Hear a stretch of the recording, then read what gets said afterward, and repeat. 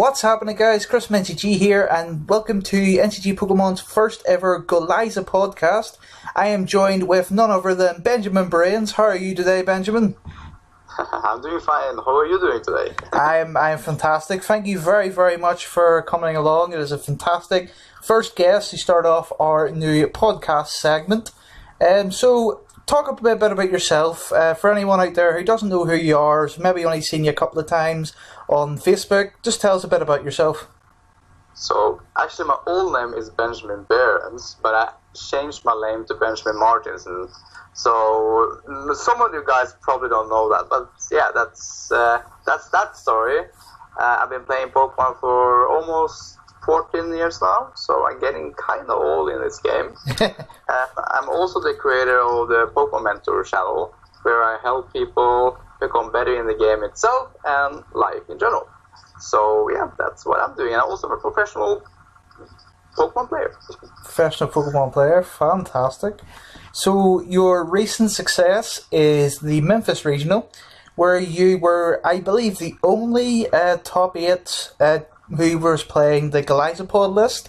Any particular reason why you chose to play that list over the Surge of the Lycanroc and the Buzzwole? Well, it's about matchups actually. If you see the Vikabulu matchup now, or the deck itself, it starts raising popularity. And the reason why it's raising popularity is because people play in the Lycanroc version. So I feel like it was just a very important miracle for me to pick, because it's actually a 50-50 matchup against most of the formats. And that's why I actually chose it. It also have a better Greninja matchup, and you don't need to play the Giratina promo. So I feel like that's one of the reasons why I picked it. I also picked it because I feel like that was the most consistent deck to Memphis. Me and Tord was working on the concept for London with Benjamin Pam as well, and we had just been working on the list for a couple of months actually before all of those huge tournaments. So yeah, that's the reason. Yep, that's and we really like to play it also. Well, having fun's the most important thing. There was a couple of changes that you made from Tord's list, one being like dropping down a Sycamore for a Max Potion, stuff like that. Can you go through those changes? So it's kind of easy to explain.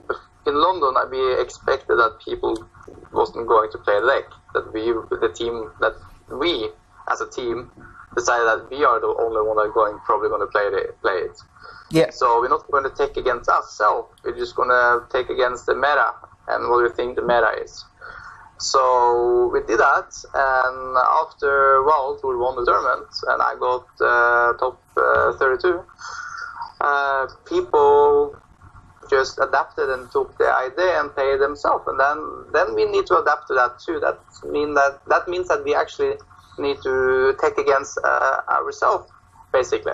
Mm-hmm. So that's what you're seeing in the changes I did in the list for Memphis. I actually just adapted to the meta, because I expect a lot of people are going to play the same list as me and Tord.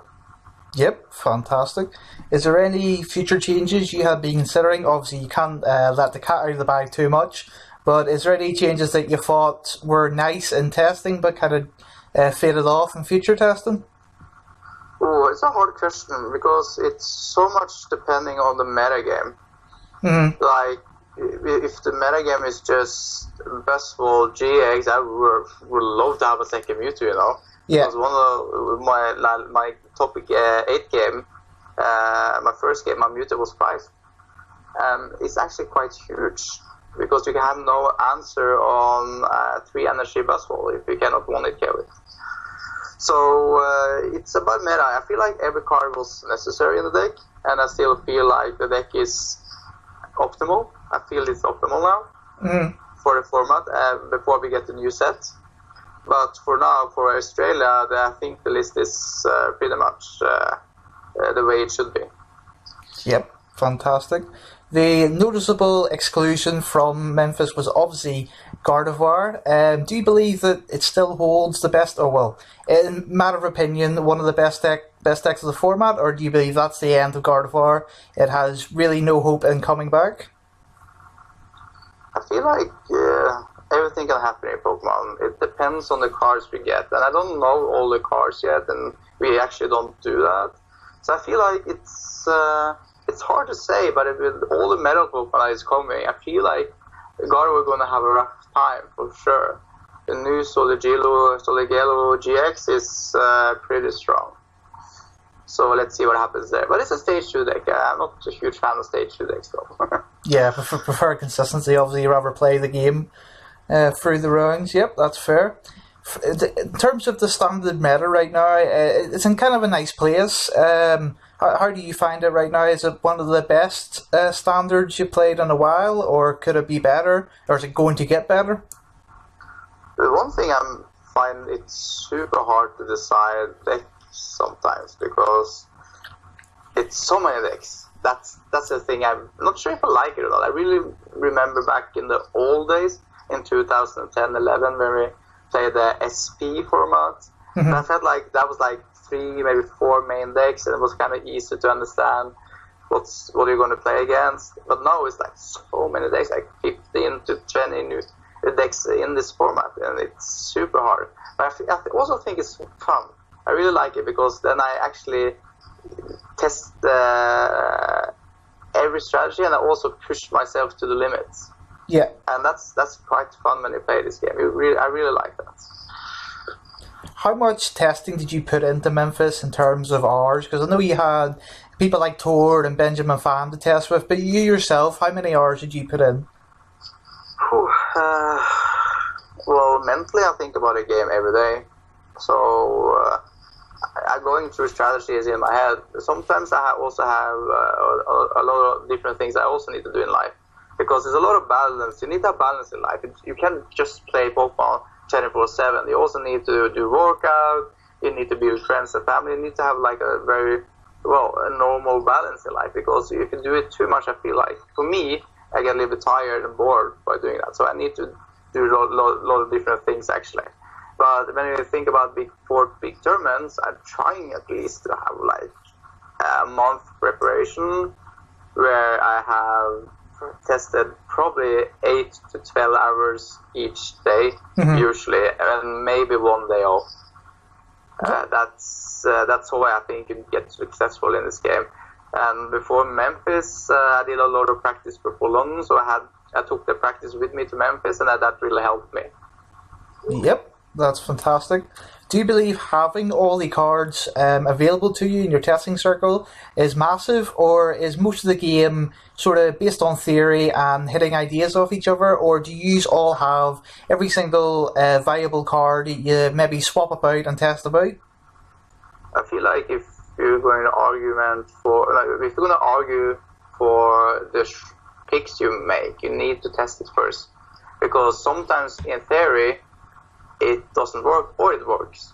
That's the thing. That's with the game. You need to test it. So I really think that if you have the possibility to have every card available, that's great. But you also can use proxy, so you don't need to buy everything. If you leave it uncertain of some cards, you just print them and then you test it with proxies. That works so much better without overspending your budget.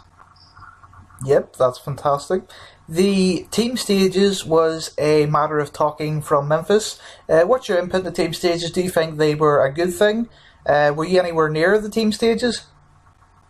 Yeah, I played against Igor there, and I didn't feel any concern doing that. But remember, I've also been in this game for so long. Yeah. And I'm not scared playing against the best players, because that's the circle I am in. I'm playing with the best players every day.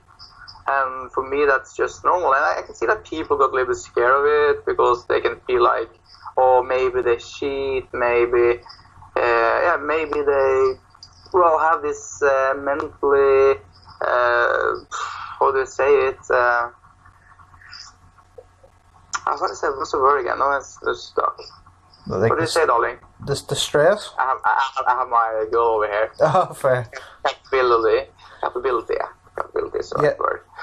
So, yeah, but I feel like that was a good thing. I really like the marketing. If you're going to grow this game, you need to take some chances in marketing. Investors, sponsors, they need to invest in their players. I hope one day Pokemon is going to start do a marketing where they actually marketing their players, because if they want to build a strong brand, I feel like having a personality to the brand will help them increase product in sales and help the game in general. So I'm excited to see those changes that happens, and I feel like we can do it a lot more professionally. There's a lot of things you can do, because marketing is probably one of my strongest fields. I really love it. It's so cool. But I feel like the stage with the team stages was so good. It's a good start. We're heading in the right direction, and people need to be open for the idea. And believe me, guys, I feel like most of the top players don't cheat.